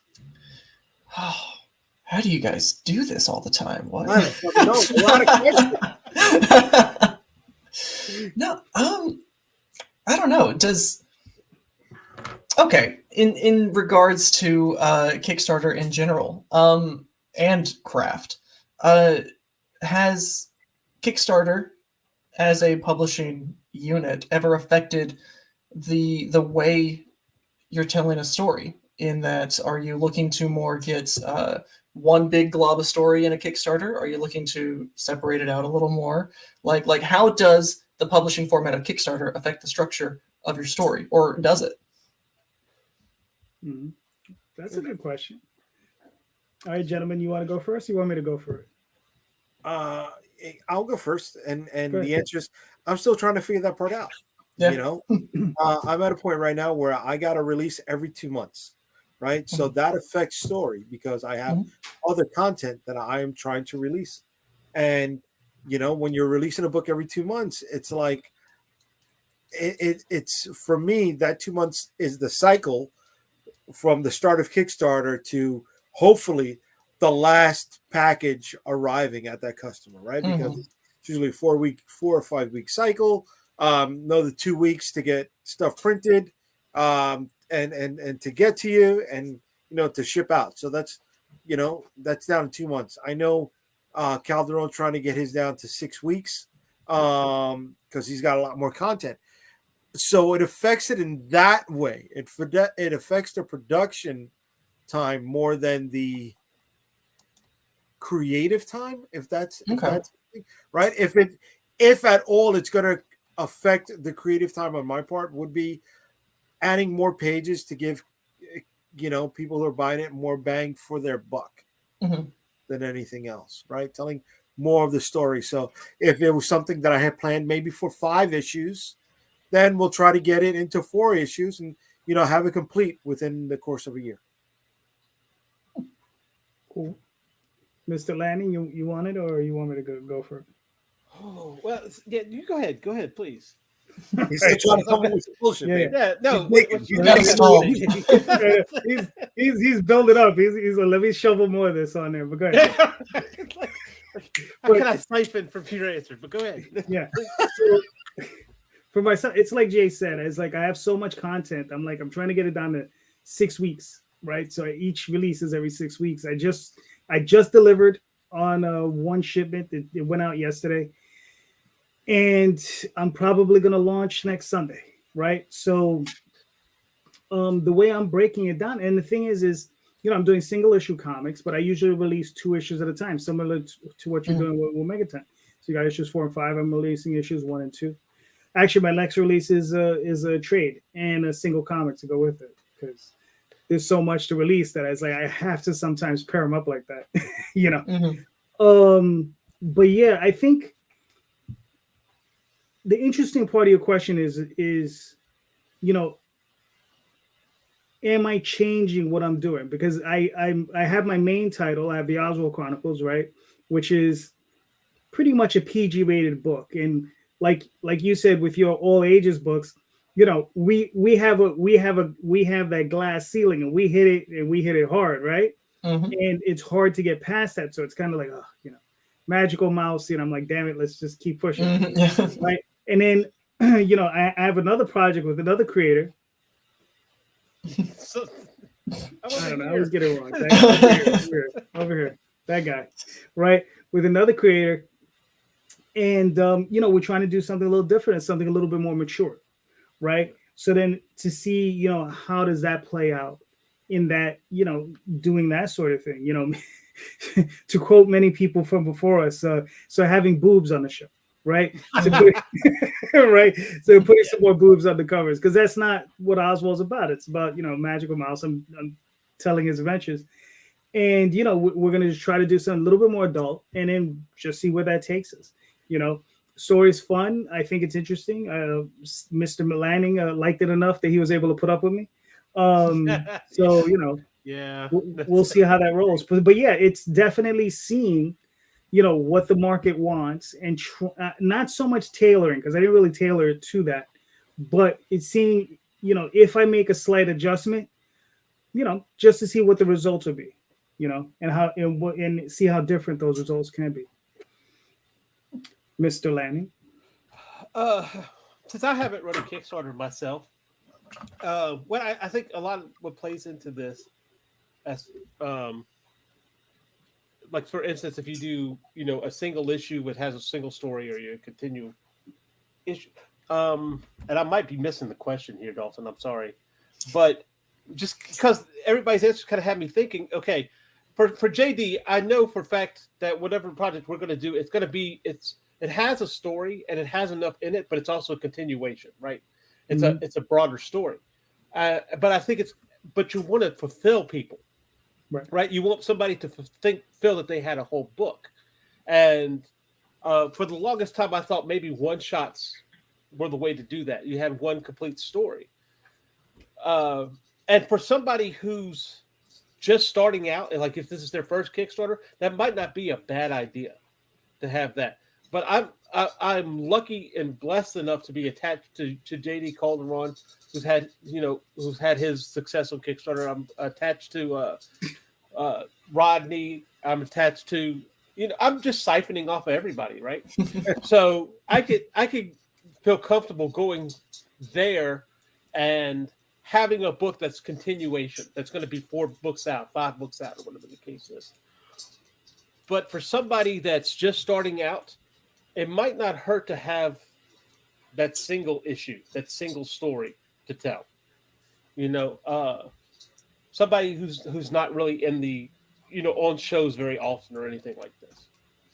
And did I answer your question? I totally don't know. Slinging it. You're slinging it, baby. You're all right. Because sometimes it gets lost, you know. I'm thinking like, oh, well, these are good answers, but that makes me think, wait a minute. Yeah. All right, cool. Dalton, I've answered your own question. We'll go through this. Yeah. So I think Kickstarter has for us, it has changed how we construct stories in a way. Mechaton was our issue number 1 was our first Kickstarter, and it was a 28-page first issue, and it was successful. And we've been able to do issue 2 and issue 3 as single campaigns as well. But because we're so small right now, we can't do a Kickstarter every month or every 6 weeks. So the very nature of doing one issue of Mechaton every maybe twice a year, it just feels like we're going to be doing Mechaton forever, you know. So now we start piling up on 2 issues at a time.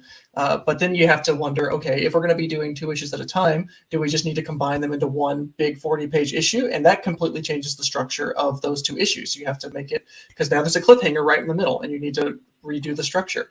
We eventually decided on doing the 2 issue, but there's another series that we're launching in the spring that we envisioned as a 7-issue series. And because of the way we've seen Mechaton perform as single issues, we've instead decided to release it as a 2-volume graphic novel. So we're releasing the first half of the story as a graphic novel, and we've had to kind of adjust the structure of it to meet that graphic novel because of the way Kickstarter publications have worked for us. Maybe if we can get into a more consistent wave of releasing Kickstarters, that might also change how we structure it. But yeah, it has changed how we structure things for sure. All right. But it does go project to project, because like Frankenstein does well enough that we could just do an issue every time and it'd be fine. But we're going to start doubling up on Frankenstein as well. Yeah. Cool. Very nice. All right, gentlemen. This has been fun. We've made it to our 2 hours.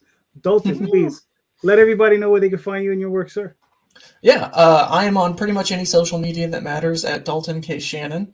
You can also, in the bio on my Twitter is our newsletter, where you can get all the updates on all that we're working on. You get comics for reading, cocktail recipes, cat pics, you know, the standard stuff. And you can also head over to the Mechaton issues 1 through 5 Kickstarter. It is running until March 22nd. Pick up all 5 or just the latest 2 if you've been with us forever. And grab yourself some cool add-ons while you're there. All right, cool. Mr. Lanning. Oh, as always, you can find me at Linktree /C Michael Lanning. That has my Facebook, Twitter, which apparently I really need to start getting back on, Instagram, and my portfolio. Also, the Doghouse Kickstarter that we had, the cover for Legend of Sparkle Dog, some other things that are coming pretty soon. Yeah. I'm also on Sketchy Saturday every Saturday on the Indy Comics Network.com. It's a .com. Also, have a show starting April 4th with Chad Perkins of Blue Lullaby and The Legend of Sparkle Dog, where we will be doing a comic book from scratch. That means ideas, character designs, everything on live. So come watch us, really mess this up. It's called Build a Comic Workshop, starting April 4th at 8:30 p.m. Eastern. It's great. Watch us mess this thing up. That's the greatest tagline, I think, for anything I've ever heard. There you go. So, it's going to be live. So it's going to be live. We can all see it. Yeah. It will be documented. Mr. Rosario, where can I find you in your work? UnstoppableComics.com. All roads lead to and from Unstoppable. You can find our social media links at UnstoppableComics.com. But for the next 35 days, I want you to go to Kickstarter and look up Limbo, open almost all eternity. Please. All right. Cool. My name is JD Calderon, the writer and creator of the Oswald Chronicles. You can find me on Kickstarter, Indiegogo, Facebook, Twitter, Instagram, DeviantArt, all under JD Calderon. And I will have another Oswald Chronicles launching sometime next week.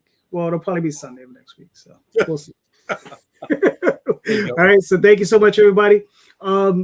Everybody's links are in the show notes, so click on those links, buy those books, get Megaton, get Jay's book, sign up for Jeffrey's book, and I'll be talking to you all soon. Have a good night, guys.